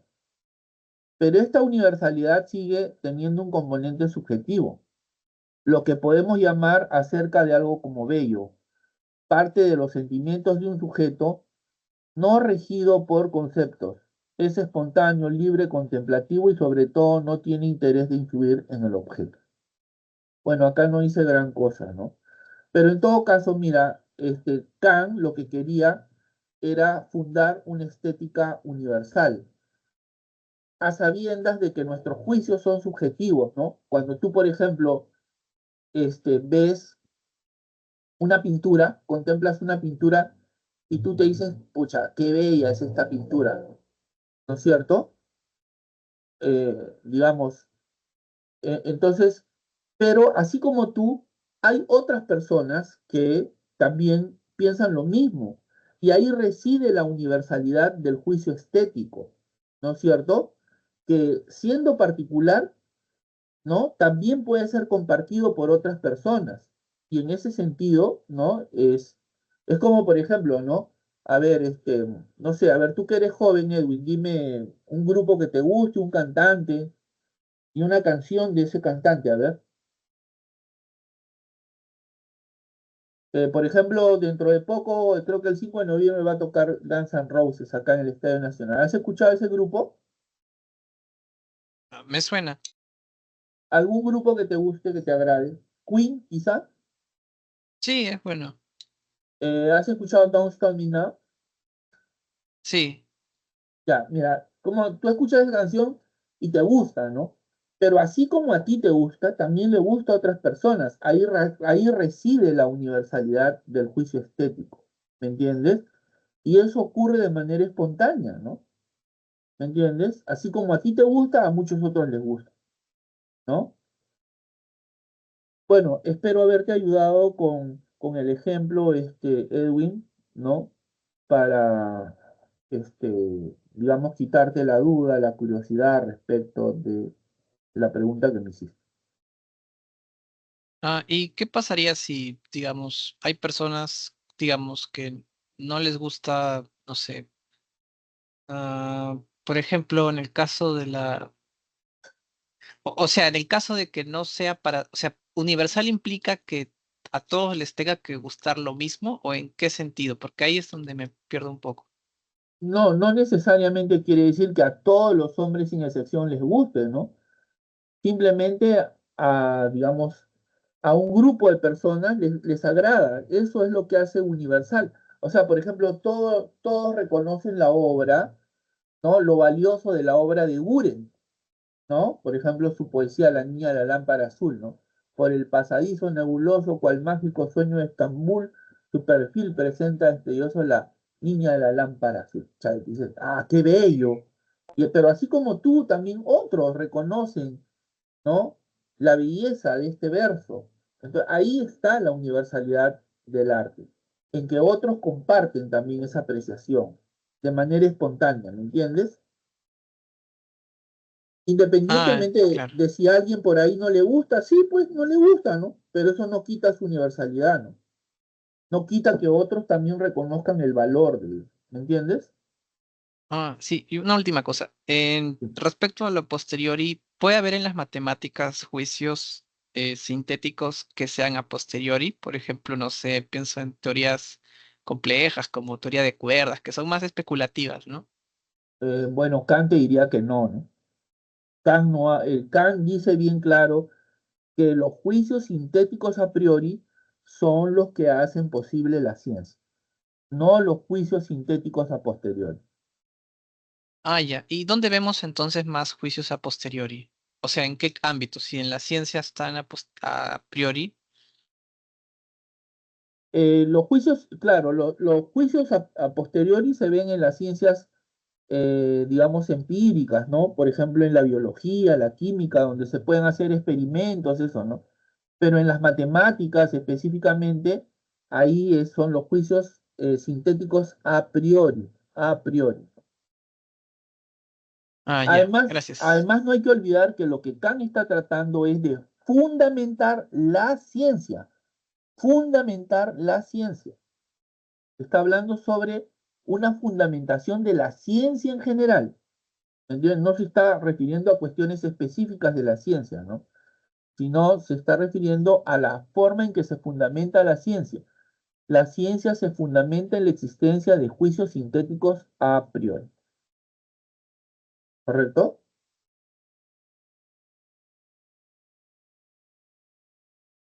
Muy bien. Sí, Sí, Matías, perdona. ¿En qué te puedo ayudar? Profe, ¿me escucha? Sí, sí, perfecto. Lo que le quería preguntar era, o sea, ya que habló del juicio estético, también he visto que también el autor David Hume también habla lo que es eso, el juicio estético. ¿Cuál es la diferencia entre lo que dice Hume y Kant? No, lo que pasa es que aquí en el boletín solo se refiere a un aspecto, ¿no? O sea, Hume habla sobre los juicios estéticos y que estos solo pueden ser formulados por gente experta.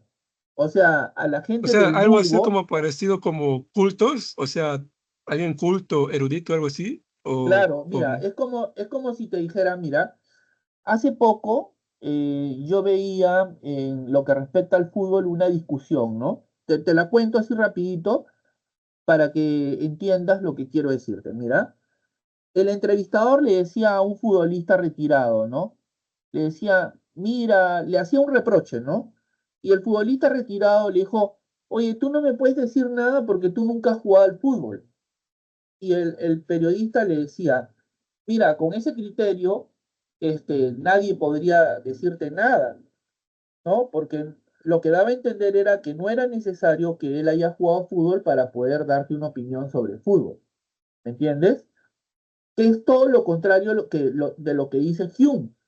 Hume dice que para hablar sobre arte tienes que ser un experto. Los que no saben sobre arte no pueden hablar, tienen que callarse la boca. ¿Entiendes? Sí, Mira, ahora sí. acá lo dice, te lo voy a compartir Sí, para por que, favor. mira, no sé si ya puedes ver la separata que estoy compartiendo. Sí se ve, sí se ve.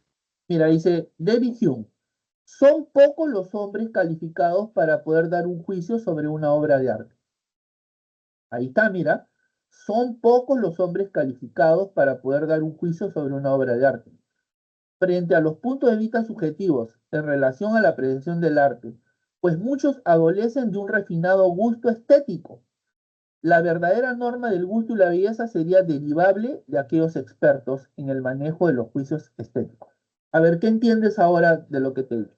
Que O para sea, Hume, se podría decir que Hume es como alguien más radical, al contrario que Kant, que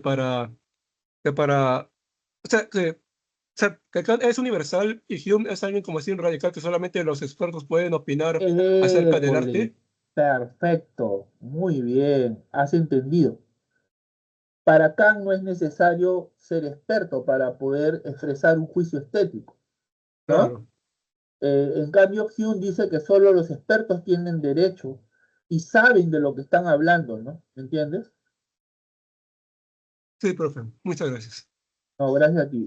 Doris, buenas tardes. ¿En qué te puedo ayudar? Lo que ocurre es que mi servicio termina a las 5, porque yo tengo que dictar en otro lugar, pero no me gustaría que te quedes sin poder haber formulado tu pregunta. ¿En qué te puedo ayudar? Sí, profesor, es sobre la teoría de Platón. Es que no entiendo mucho sobre de la copia de la copia. Ah, ya, ya, mira, eh, te lo voy a tratar de decir de la manera más sencilla que pueda, ¿ya? Mira, pero quiero que tú recuerdes lo siguiente, no apagues tu micrófono, Doris, por favor. Ya, profesor. ¿Tú te acuerdas que Platón, esto lo vimos hace unas semanas, cuando veíamos la ontología platónica, ¿no? La ontología. Platón divide la realidad en dos mundos, ¿te acuerdas? Sí, el mundo de las ideas y el... Ay, ahora se me ha Y olvidado. el mundo sensible, ¿no? Sí. Y el mundo sensible. El mundo material y el mundo de las ideas. Ya, Ujú. ¿cuál es una copia? De las ideas. No, el mundo verdadero es el mundo de las ideas, es el mundo real, el mundo verdadero, el mundo perfecto. El mundo sensible, el mundo material es una copia, ¿me entiendes? O sea, por ejemplo, todos los caballos que encuentras en este mundo son una copia imperfecta de la idea perfecta del caballo. La idea perfecta del caballo, ¿dónde está? En el mundo de las ideas. Así es. Entonces, Platón dice que cuando el artista, por ejemplo, pinta un caballo, ¿qué está pintando? Una copia de otra copia. ¿Lo entiendes ahora o no? No mucho, la verdad. Nuevamente, te digo nuevamente, a ver, Platón divide la realidad en dos mundos, ¿cierto? El mundo de las ideas y el mundo sensible, ¿cierto? ¿Cuál es Sí. el mundo verdadero?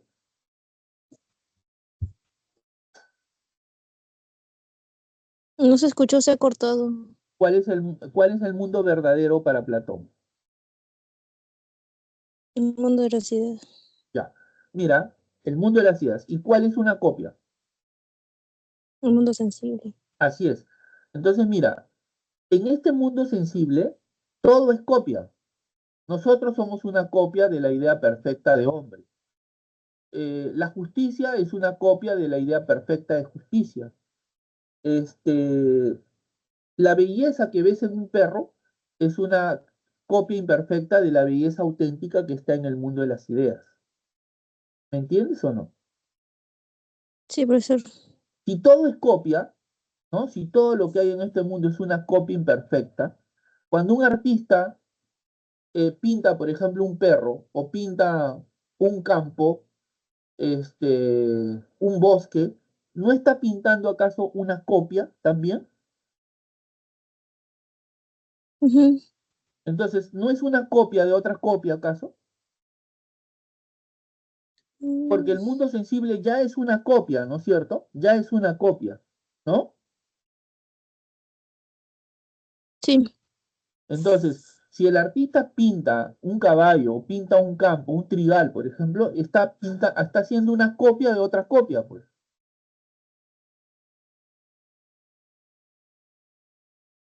¿Se entendió? Sí. Gracias. Claro, entonces mira, a ver, voy a leer lo que dice Platón. Platón dice que el arte es imitación, es mímesis, ¿no? Mira, acá está. Dice, el arte es imitación, mímesis, ¿no? El artista copia las cosas que percibe y esta percepción es al mismo tiempo una copia de la idea de lo bello. Por lo tanto, el artista jamás va a llegar a la belleza en sí. El arte se entiende así como una copia de la copia. Claro, el artista nunca va a llegar a la idea perfecta de belleza porque la idea perfecta de belleza está en el mundo de las ideas. No podemos llegar a eso, ¿no? Ejemplo, cuando un artista pinta un paisaje, está pintando la copia de la idea de dicho paisaje, es decir, pinta una copia de la copia. Eso es lo que dice Platón, ¿no? Sí, dime, Araceli. Profesor, buenas tardes. Buenas tardes.